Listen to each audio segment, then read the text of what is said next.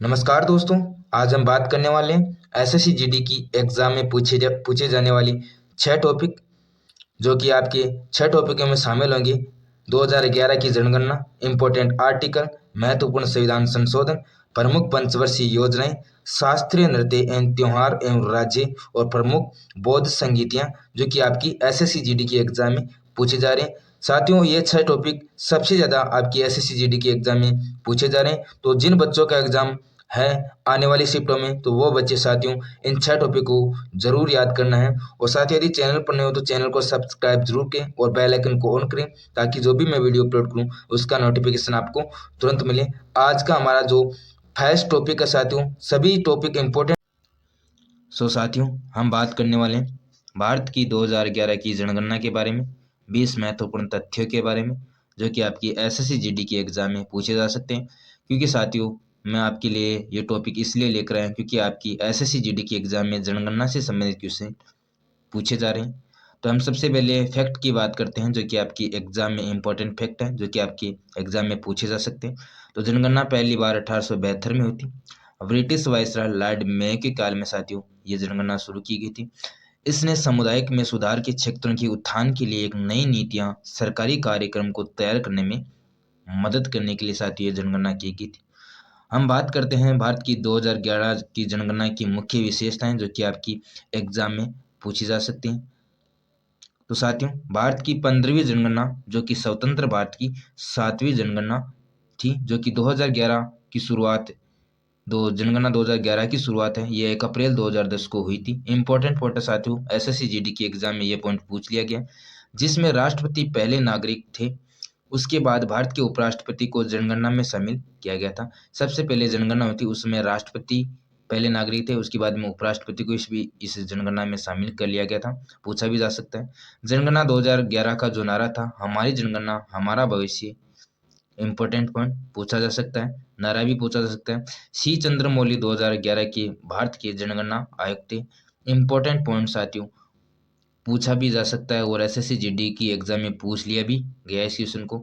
अब हम बात करते हैं भारत की जो जनगणना है 2011 की कितने चरणों में आयोजित की गई। तो साथियों ये 2 चरणों में आयोजित की गई थी। मकान सूचीकरण और आवास जनगणना, जो कि फर्स्ट जो चरण था साथियों, उसमें मकान सूचीकरण और आवास जनगणना की गई थी, जो कि अप्रैल से सितंबर 2010 तक की गई थी। नेक्स्ट चरण था आपका जनसंख्या गणना, जिसमें जो कि 9 से 28 फरवरी 2011 तक की गई थी। अब हम बात करते हैं भारत की जनगणना 2011 की डाटा के बारे में, जो कि आपकी एग्जाम में पूछे जा सकते हैं। तो साथियों हम बात करते हैं सर्वाधिक जनसंख्या घनत्व वाला राज्य की बात करते हैं। साथियों एसएससी जीडी के एग्जाम में इस क्वेश्चन को पूछा भी गया है। तो सर्वाधिक जनसंख्या घनत्व वाला राज्य की हम बात करते हैं, तो आपका बिहार राज्य है। इंपॉर्टेंट पॉइंट है साथियों, पूछा भी जा सकता है, याद जरूर रखना है। नेक्स्ट आता है आपका सबसे कम जनसंख्या घनत्व वाला राज्य। हम बात करते हैं अरुणाचल प्रदेश, जो कि सबसे कम जनसंख्या घनत्व वाला आपका राज्य है। पूछा जा सकता है, इंपॉर्टेंट पॉइंट है। नेक्स्ट आता है आपकी सबसे कम जनसंख्या वाला जो केंद्र शासित प्रदेश कौन सा है, तो वो आपका लक्षद्वीप साथियों आपका राइट आंसर होगा। पूछा भी जा सकता है। नेक्स्ट आता है आपका कि सर्वाधिक जनसंख्या जो जनसंख्या वाला राज्य कौन सा है, तो सो साथियों आपका आएगा उत्तर प्रदेश। साथियों सर्वाधिक जनसंख्या वाले राज्य की हम बात करते हैं तो उत्तर प्रदेश है। इस पॉइंट को एसएससी जीडी के एग्जाम में बहुत बार पूछा गया है। इंपॉर्टेंट पॉइंट है और आपको जरूर याद रखना है। नेक्स्ट आता है कि सबसे कम जनसंख्या वाला राज्य कौन सा है, तो साथियों इस क्वेश्चन को भी बहुत बार एग्जाम में पूछा गया, तो आपका राइट आंसर होगा सिक्किम राज्य। नेक्स्ट आता है आपका सर्वाधिक लिंगानुपात वाला राज्य की हम बात करते हैं, तो ये आपका केरल राज्य है, जो कि सबसे ज्यादा लिंगानुपात है केरल राज्य में। अब हम बात करते हैं सबसे कम लिंगानुपात वाला राज्य कौन सा है, तो ये आपका हरियाणा राज्य है, जहाँ पर सबसे कम लिंगानुपात है। तो सो आपके एग्जाम में इस क्वेश्चन को पूछा भी गया है। नेक्स्ट है कि सर्वोच्च साक्षरता दर वाला राज्य कौन सा है। सबसे अधिक साक्षरता दर है आपकी केरल राज्य की है। बहुत बार एसएससी जीडी के एग्जाम में पूछा गया है। सबसे कम साक्षरता दर वाला राज्य कौन सा है, तो ये आपका बिहार राज्य है। साथियों ये भी क्वेश्चन एसएससी जीडी के एग्जाम में बहुत बार पूछा। भारतीय संविधान के महत्वपूर्ण 30 अनुच्छेद, जो कि आपकी एसएससी जीडी के एग्जाम में बहुत बार पूछे गए और आने वाली जो शिफ्टें हैं एसएससी जीडी की साथ ही उसमें पूछे जा सकते हैं। सबसे पहले हम बात करते हैं इम्पोर्टेंट फैक्ट के बारे में जो कि भारतीय संविधान के हैं, आपकी एसएससी जीडी के एग्जाम में पूछे भी जा सकते हैं।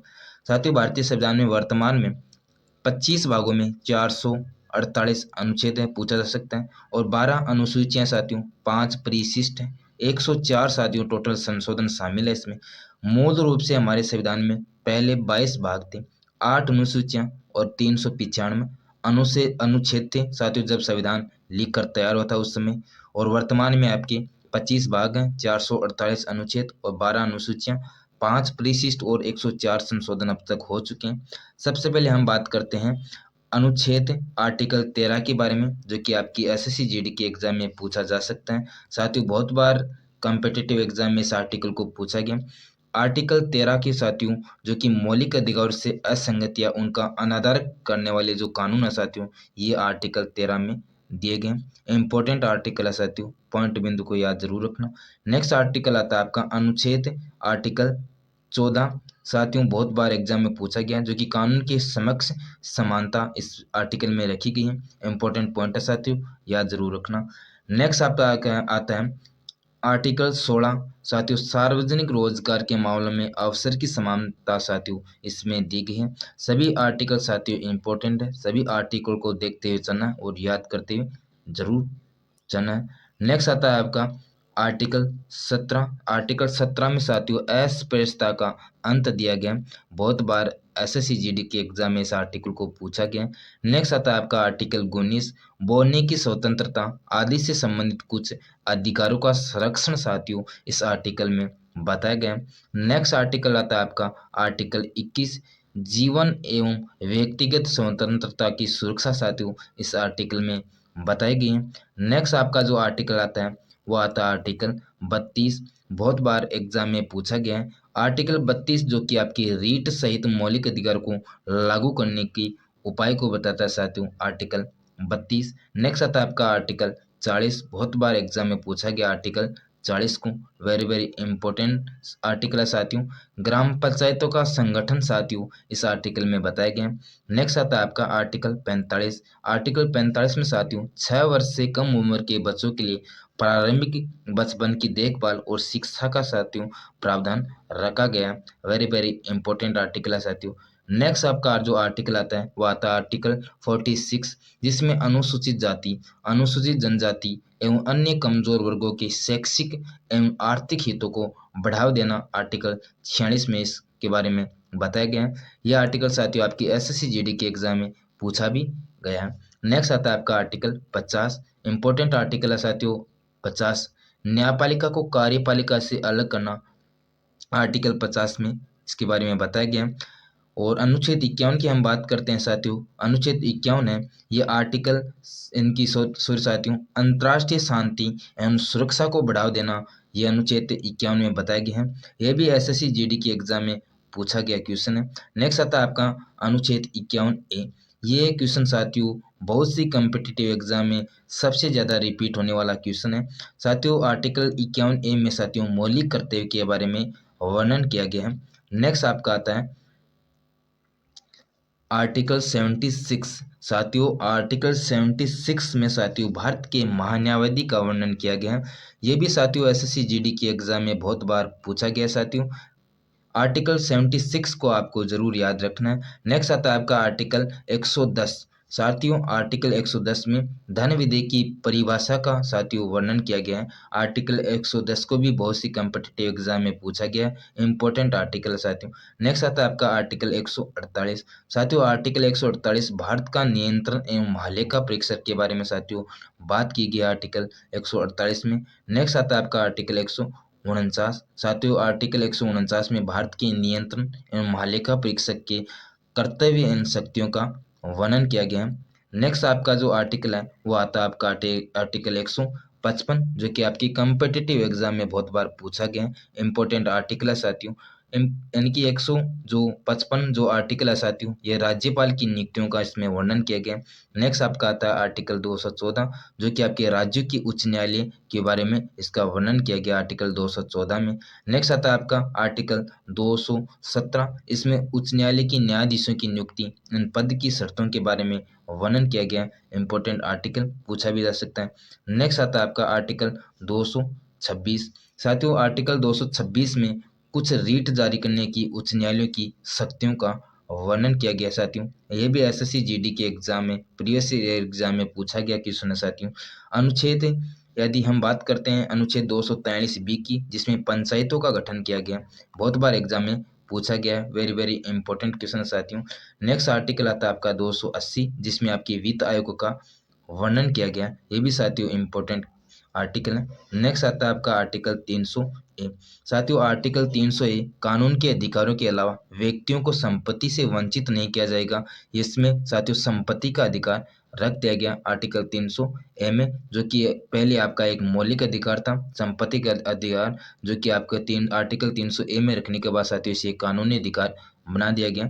नेक्स्ट आर्टिकल आता है आपका 330, लोकसभा में अनुसूचित जाति अनुसूचित जनजाति के लिए सीटों का आरक्षण करना, साथियों इसका वर्णन किया गया था आर्टिकल 330 में। ये भी आपका इंपॉर्टेंट आर्टिकल है, बहुत बार एग्जाम में पूछा गया। अब साथियों हम बात करेंगे 3 आर्टिकल जो कि आपातकाल से संबंधित हैं। आर्टिकल 352 जो कि आपातकाल की उद्घोषणा करता है, यानी कि राष्ट्रीय आपातकाल। अनुच्छेद 356 जो कि राज्य में संवैधानिक तंत्र की विफलता की स्थिति में साथियों, प्रावधान की स्थिति में साथियों राष्ट्रपति शासन लागू कर सकते हैं, जो कि आपके आर्टिकल 356 में बताया गया। नेक्स्ट आता है आपका आर्टिकल 360 साथियों, जो कि वित्तीय आपातकाल के संबंध में प्रावधान है। साथियों हम अब बात करने वाले हैं महत्वपूर्ण संविधान संशोधन के बारे में, जो कि आपकी एसएससी जीडी के एग्जाम में पूछे जा रहे हैं।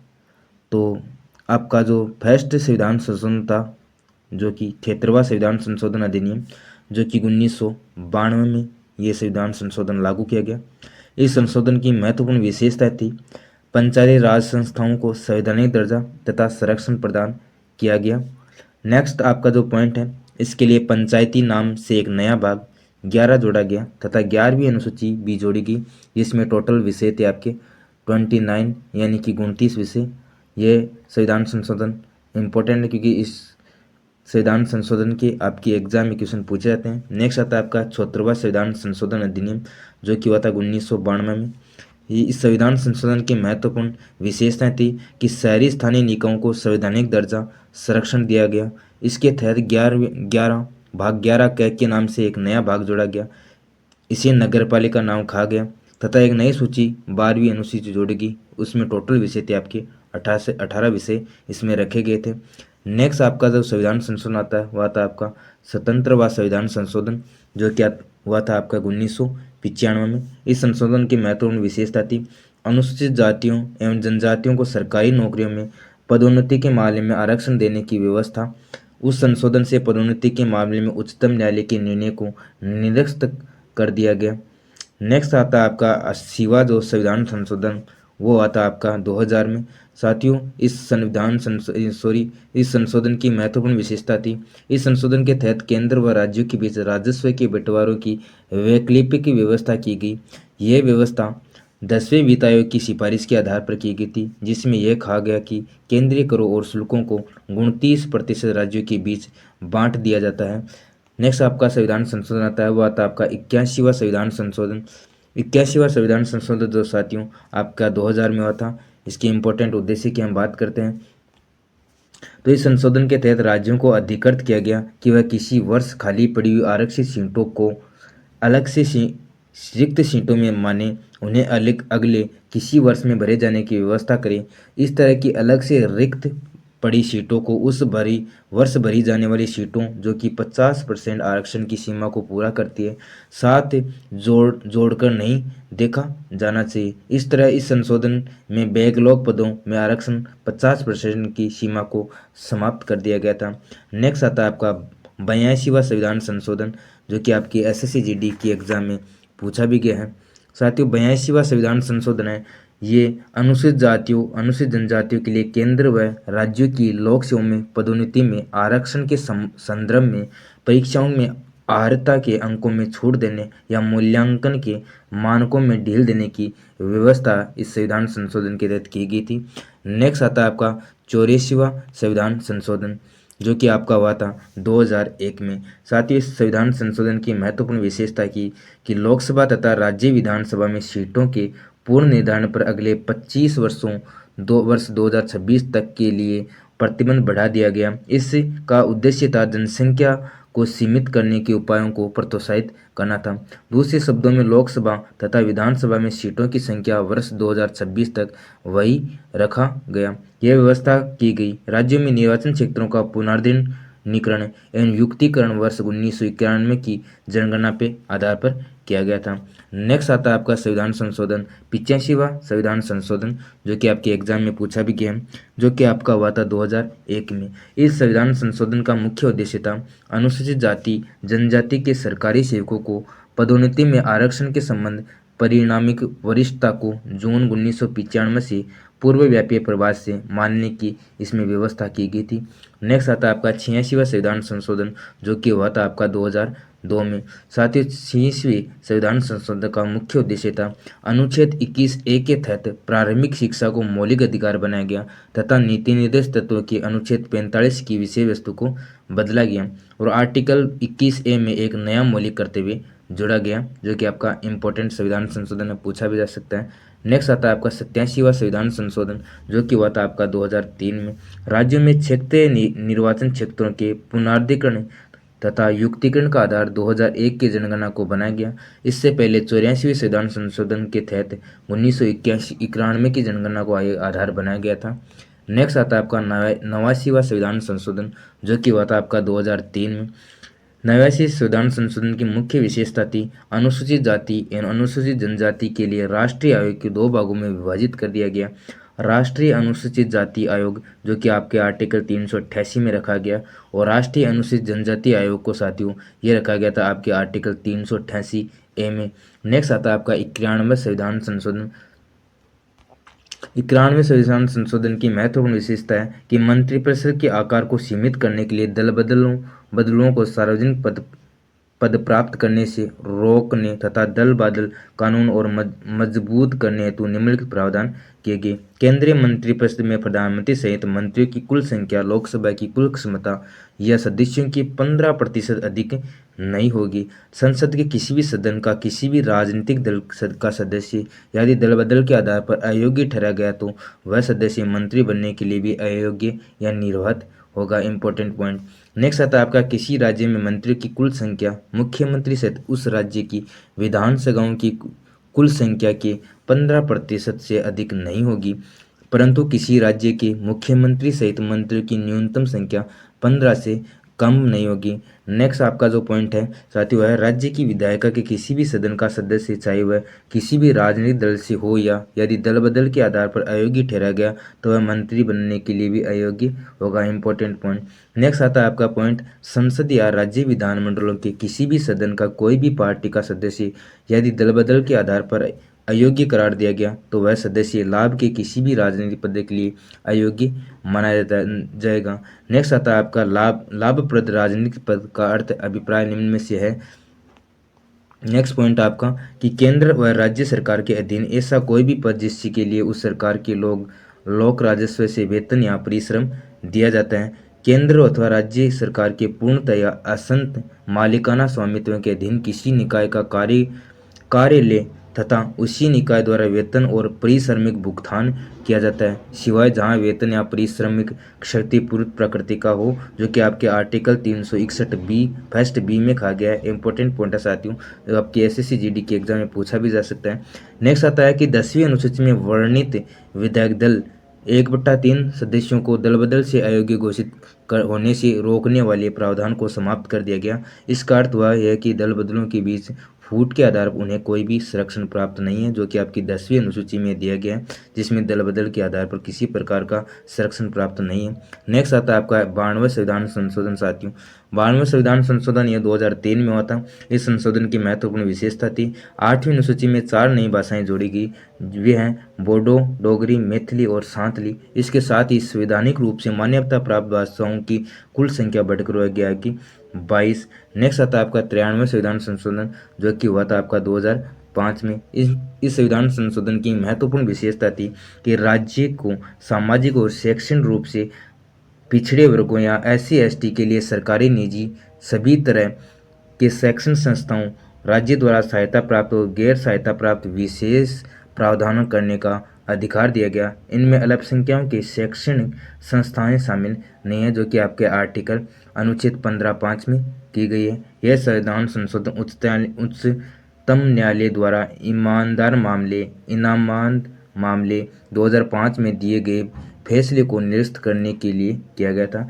इस केस में कोर्ट ने निर्णय लिया कि राज्य अल्पसंख्यकों एवं गैर अल्पसंख्यकों के गैर सहायता प्राप्त निजी प्रोफेशनल कॉलेजों में अपनी आरक्षण नीति को थोपा नहीं सकता, और कोर्ट ने घोषणा की कि निजी गैर सहायता प्राप्त शैक्षणिक संस्थाओं के आरक्षण असंवैधानिक है, जो कि आपका इंपॉर्टेंट पॉइंट है, पूछा जा सकता है। नेक्स्ट आता है आपका 96वां संविधान संशोधन, जो कि आपके एग्जाम में पूछा गया है, जो का हुआ था आपका 2011 में हुआ था, जिसमें इसका मुख्य उद्देश्य था कि उड़िया शब्द को उड़िया शब्द से प्रतिस्थापित कर दिया गया। 8वीं अनुसूची में शामिल उड़ीसा भाषा को अब ओडिया कहा गया, जो कि आपका इंपॉर्टेंट पॉइंट है, पूछा भी गया है। नेक्स्ट आता है आपका 97वां संविधान संशोधन, जो कि हुआ था आपका 2011 में। साथ ही इसका मुख्य उद्देश्य था कि सहकारी समितियों को संवैधानिक दर्जा तथा संरक्षण दिया गया। संविधान में 3 निम्नलिखित बदलाव किए गए। सहकारी समिति बनने के अधिकार को मौलिक अधिकार बनाया गया, जो कि आर्टिकल 19 में कहा गया है। नेक्स्ट आता है कि सहकारी समितियों को बढ़ावा देने के लिए उन्हें नीति निर्देशक तत्वों में शामिल किया गया। नेक्स्ट पॉइंट आता है आपका संविधान में सहकारी समितियों के नाम से एक नया भाग 11B पार्ट 11B जोड़ा गया, जो कि आपके 97वें संविधान संशोधन के तहत जोड़ा गया, इंपॉर्टेंट पॉइंट। नेक्स्ट आता है आपका 99वां संविधान संशोधन, जो कि आपके एग्जाम में पूछा भी गया है। इसका मुख्य उद्देश्य था, जो कि 2014 में हुआ था, इसका मुख्य उद्देश्य उच्चतम न्यायालय और उच्च न्यायालयों के न्यायाधीशों की नियुक्ति के लिए कॉलेजियम प्रणाली के स्थान पर एक नई निकाय राष्ट्रीय न्यायिक नियुक्ति आयोग NJAC यानी की स्थापना की गई, इंपॉर्टेंट पॉइंट। हालांकि सर्वोच्च न्यायालय ने वर्ष 2015 में इस संशोधन को असंवैधानिक एवं शून्य घोषित करते हुए कॉलेजियम प्रणाली को फिर से बहाल कर दिया। नेक्स्ट आता है आपका 100वां संविधान संशोधन, जो कि आपके एग्जाम में पूछा भी जा सकता है। 100वां संविधान संशोधन 2014 में हुआ था। भारत और बांग्लादेश के बीच वर्ष 1976 का भूमि सीमा समझौता तथा इसके प्रोटोकॉल वर्ष 2011 के अनुपालन में भारत द्वारा कुछ भूभागों का अधिग्रहण एवं कुछ अन्य भूभागों को बांग्लादेश के हस्तांतरण किया गया। भूखंडों का आदान प्रदान तथा अवैध अधिग्रहण को हस्तांतरित किया गया। इसके उद्देश्य के लिए संविधान की प्रथम अनुसूची में 4 राज्यों के क्षेत्र जैसे असम, पश्चिम बंगाल, मेघालय और त्रिपुरा को संबंधित प्रावधानों में संशोधन किया। यह भी आपका इंपॉर्टेंट पॉइंट है, पूछा जा सकता है। नेक्स्ट आता है आपका 101वां संविधान संशोधन, जो कि हुआ था आपका 2017 में। इंपॉर्टेंट संविधान संशोधन साथियों आपकी SSC GD के एग्जाम में पूछा जा सकता है आने वाली शिफ्टों में। साथ ही इसका प्रमुख उद्देश्य था कि GST इसमें साथियों शुरू की गई थी 101वां संविधान संशोधन में। यह GST एक अप्रत्यक्ष कर है, इंपॉर्टेंट पॉइंट, जो कि भारत की वस्तुओं और सेवाओं की आपूर्ति पर लगता है। यह एक व्यापक बहुचरणीय गंतव्य आधारित कर है। इस संदर्भ में व्यापक जो कुछ ही हो करों को छोड़कर अन्य सभी अप्रत्यक्ष करों को समाहित किया गया। नेक्स्ट आता है आपका 102वां संविधान संशोधन, जो कि आपकी एग्जाम में पूछा जा सकता है, जो कि हुआ था आपका 2018 में। सामाजिक न्याय अधिकारिता मंत्रालय के अधीन गठित राष्ट्रीय पिछड़ा वर्ग आयोग को संवैधानिक दर्जा दिया गया था 102वां संविधान संशोधन के तहत। संविधान में अनुच्छेद 338 और 338A के साथ 388B को भी शामिल किया गया, जिनका संबंध राष्ट्रीय अनुसूचित जाति आयोग तथा राष्ट्रीय अनुसूचित जनजाति आयोग से, इंपॉर्टेंट पॉइंट। नेक्स्ट आता है आपका 103वां संविधान संशोधन, जो कि हुआ था आपका 2019 में। इसकी मुख्य जो विशेषताएं साथियों, स्वतंत्र भारत में पहली बार आर्थिक रूप से कमजोर वर्गों के लिए आरक्षण की व्यवस्था की गई थी 103वें संविधान संशोधन के द्वारा, वेरी वेरी इंपॉर्टेंट। नेक्स्ट है कि अनुच्छेद 16 में संशोधन कर सार्वजनिक रोजगार में आर्थिक रूप से कमजोर वर्गों के लिए 10% आरक्षण की व्यवस्था की गई थी। ये 103वां संविधान संशोधन। साथियों हम बात करने वाले हैं शास्त्रीय नृत्य का नाम, उत्पत्ति और उसके राज्य जो कि आपकी एसएससी जीडी के एग्जाम में इस टॉपिक से 2 से 3 क्वेश्चन पूछे जा रहे हैं। तो साथियों आपके ये टॉपिक है साथियों इम्पोर्टेंट हो जाता है।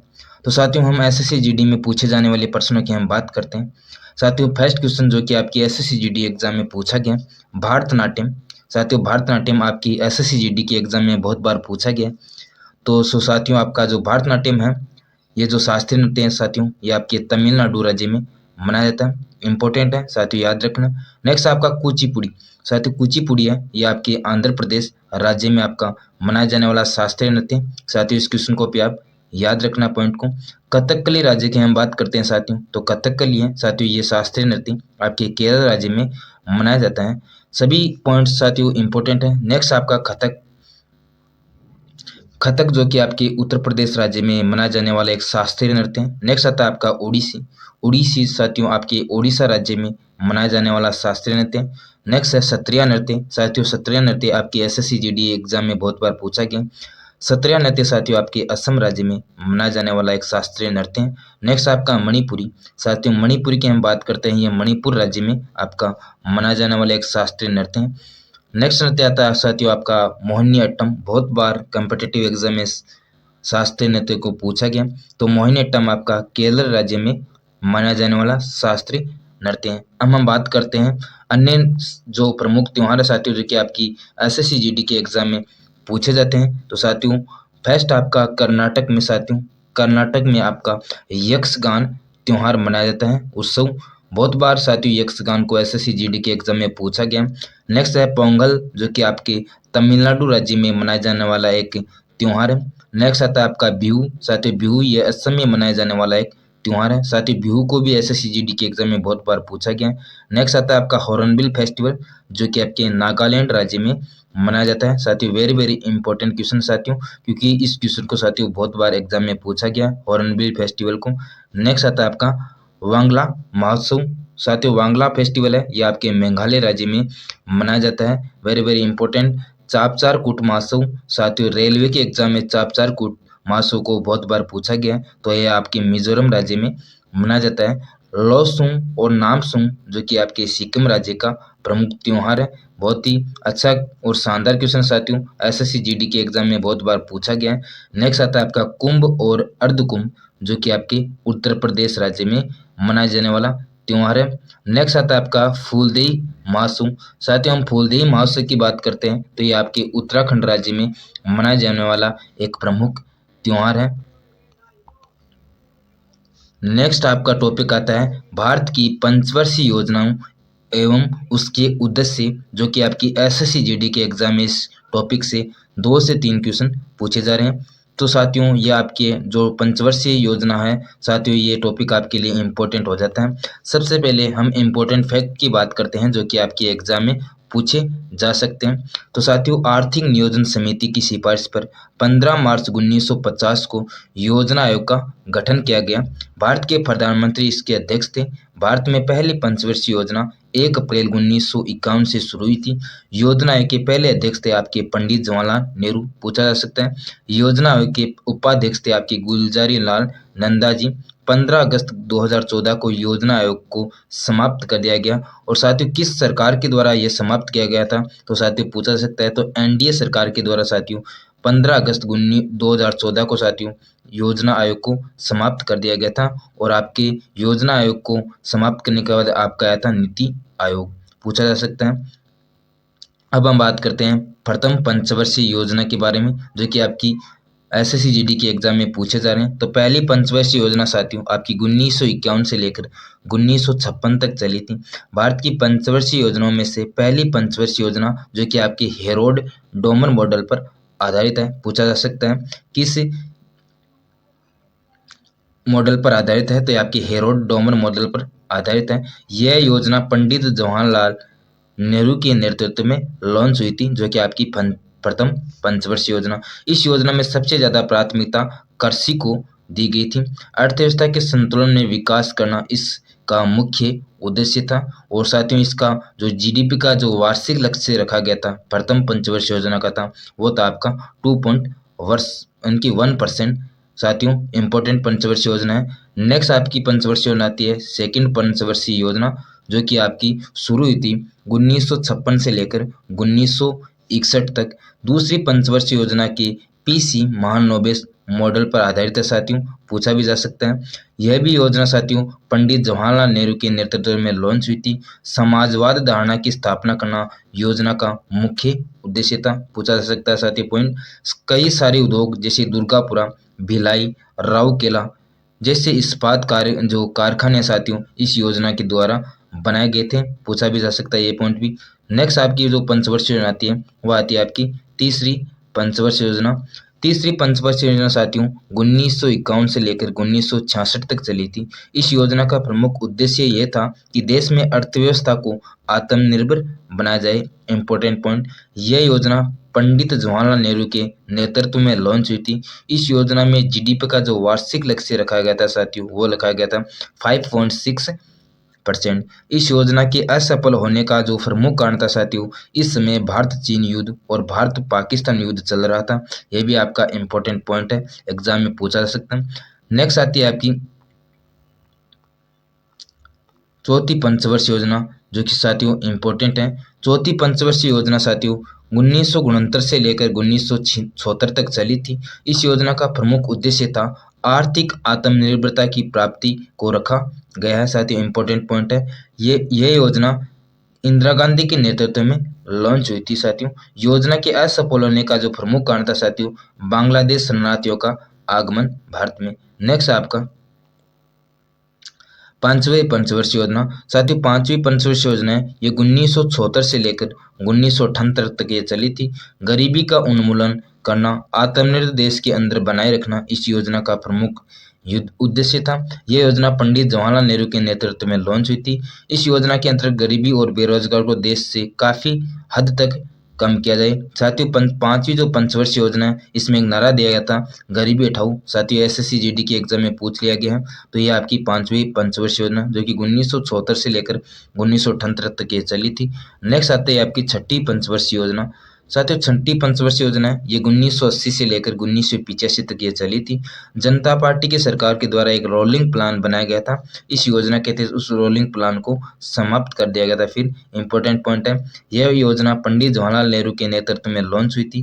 रोजगार में ज्यादा से ज्यादा वृद्धि और गरीबी उन्मूलन इस योजना का प्रमुख उद्देश्य था। Important point. नेक्स्ट आते हैं आपकी सातवीं पंचवर्षीय योजना जो जिससे आपके एसएससी जीडी के एग्जाम में क्वेश्चन पूछा गया था। 1985 से लेकर 1990 तक साथियों ये सातवीं पंचवर्षीय योजना चली थी। इस योजना का प्रमुख उद्देश्य था रोजगार को अधिक से अधिक अवसर लोगों तक उपलब्ध कराना, देश में तकनीक क्षेत्रों में विकास करना भी इस योजना का प्रमुख उद्देश्य था। यह योजना राजीव गांधी के नेतृत्व में लॉन्च हुई। इस योजना में भोजन, काम और उत्पाद का नारा भी दिया गया। इंपॉर्टेंट पॉइंट है साथियों, पूछा गया है। नेक्स्ट आपका आठवीं पंचवर्षीय योजना साथियों जो कि आपकी 1992 से लेकर 1997 तक ये चली थी। इस योजना में सबसे ज्यादा प्राथमिकता मानव संसाधन के विकास और रोजगार और शिक्षा पर जोर दिया गया था। ये योजना पीवी नरसिम्हा राव के नेतृत्व में साथियों लॉन्च हुई थी, पूछा जा सकता है। इस योजना के दौरान प्रधानमंत्री रोजगार योजना भी शुरू की थी। इंपॉर्टेंट पॉइंट जो कि आपकी 1993 में साथियों यह योजना लॉन्च की गई थी। नेक्स्ट आपकी नौवीं पंचवर्षीय योजना। यह योजना 1997 से लेकर 2002 तक की योजना चली थी। इस योजना का प्रमुख उद्देश्य था समानता के साथ विकास और न्याय वितरण करना। यह योजना अटल बिहारी वाजपेयी के नेतृत्व में लॉन्च की गई थी। इस योजना के असफल होने का प्रमुख कारण था अंतर्राष्ट्रीय मंदी। साथ ही इंपॉर्टेंट पॉइंट पूछा जा सकता है। नेक्स्ट आती है आपकी 10वीं पंचवर्षीय योजना। 10वीं पंचवर्षीय योजना 2002 से 2007 तक साथियों इस योजना का प्रमुख उद्देश्य था देश के अंदर से गरीबी और बेरोजगार जड़ से हटाना। इसके अलावा प्रति व्यक्ति आय को अगले 10 वर्षों तक दुगुना करना इस योजना का इंपॉर्टेंट लक्ष्य था। ये योजना अटल बिहारी वाजपेयी और मनमोहन सिंह के नेतृत्व में लॉन्च की गई थी। इंपॉर्टेंट फैक्ट साथियों। नेक्स्ट आती है आपकी 11वीं पंचवर्षीय योजना। 11वीं पंचवर्षीय योजना साथियों 2007 से लेकर 2012 तक ये योजना चली थी। इस योजना का प्रमुख उद्देश्य था तीव्रता समावेशी का विकास रखा गया साथियों। ये योजना मनमोहन सिंह के नेतृत्व में लॉन्च की। 11वीं पंचवर्षीय योजना के तहत शिक्षा के लिए एक थीम रखी गई। इस थीम का नाम था तीव्र और अधिक समावेशी। साथियों इंपॉर्टेंट पॉइंट एग्जाम में पूछा जा सकता है। नेक्स्ट आती है आपकी 12वीं पंचवर्षीय योजना। 12वीं पंचवर्षीय योजना साथियों 2012 से लेकर 2017 तक ये चली थी। इसका प्रमुख उद्देश्य था तेज, अधिक समावेशी, सतत विकास रखना। साथियों इसका इम्पोर्टेंट उद्देश्य था। यह योजना मनमोहन सिंह के नेतृत्व में साथियों लॉन्च हुई थी। इसके अलावा 5 करोड़ लोगों को रोजगार उपलब्ध कराना भी इसका लक्ष्य रखा गया। एनडीए सरकार द्वारा पंचवर्षीय योजनाओं को 2015 में साथियों बंद कर दिया गया। सो साथियों अब हम बात करने वाले हैं प्रमुख बौद्ध संगीतियाँ और उनके आयोजन स्थल और किस राजा के द्वारा ये बौद्ध संगीतियाँ कराई गई थी। सो साथियों आपकी एसएससी जीडी के एग्जाम में इस टॉपिक से क्वेश्चन पूछे जा रहे हैं। तो साथियों इस टॉपिक को आपको याद करते हुए पॉइंट बिंदु को आप याद करते हुए चलना है, क्योंकि साथियों आने वाली शिफ्टों में इस बौद्ध संगीति से क्वेश्चन पूछे जा सकते हैं। पहली बौद्ध संगीति साथियों राजगृह में की गई थी, जो कि बिहार में 483 ईसा पूर्व में पहली बौद्ध संगीति की गई थी। बुद्ध के महापरिनिर्वाण के तुरंत बाद अजातशत्रु के संरक्षण में साथियों इस बौद्ध संगीति का आयोजन किया गया था। नेक्स्ट आपकी बौद्ध संगीति आती है दूसरी बौद्ध संगीति साथियों, जो कि वैशाली में की गई थी। 383 ईसा पूर्व में इस संगीति का आयोजन किया गया था, जो कि राजा काल शोक के संरक्षण में यह बौद्ध संगीति हुई थी। नेक्स्ट आती है आपकी तीसरी बौद्ध संगीति साथियों, ये पाटलिपुत्र जो कि बिहार में साथियों इसका आयोजन किया गया था 251 ईसा पूर्व में। तीसरी बौद्ध संगीति राजा अशोक के संरक्षण में आयोजित की गई थी। नेक्स्ट आती है आपकी चौथी बौद्ध संगीति साथियों। चौथी बौद्ध संगीति साथियों ये कुंडलवन कश्मीर में पहली शताब्दी ईसा पूर्व में साथियों इस चौथी बौद्ध संगीति का आयोजन किया गया था। चौथी बौद्ध संगीति साथियों कनिष्क के संरक्षण में यह आयोजित की गई थी, जो कि आपकी एसएससी जीडी की एग्जाम में पूछा गया क्वेश्चन है कि चौथी बौद्ध संगीति किसके संरक्षण में आयोजित की गई थी। आपके कनिष्क के